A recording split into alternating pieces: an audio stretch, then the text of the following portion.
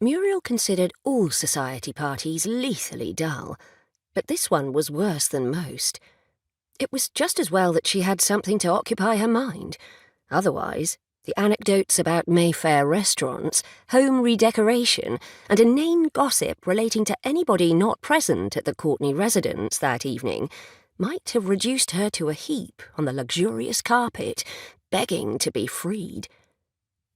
As it was, she was focused and determined.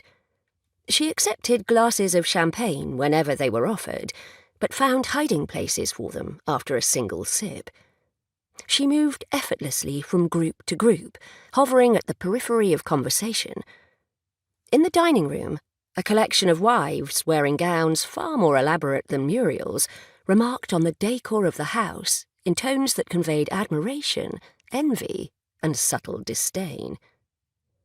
Whiskered gentlemen populated the library, grunting at one another while inhaling from cigars, and when they did speak, it was only the typical remarks about foreign policy and the Marquis of Salisbury's principle of splendid isolation, a concept that at this moment struck Muriel as particularly attractive.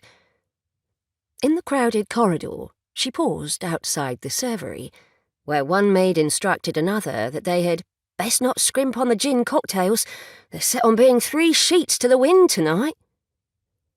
She made her way into the large garden, where guests gathered in smaller groups, most of them intent on one another, rather than paying any attention to the nominal centrepiece of the event, a plinth in the centre of the lawn, upon which was a large plaster representation of a grand public building.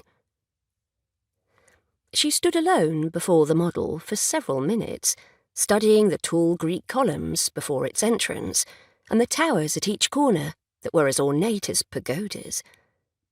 Even though the model was unpainted, it seemed somehow garish, as well as a monstrosity.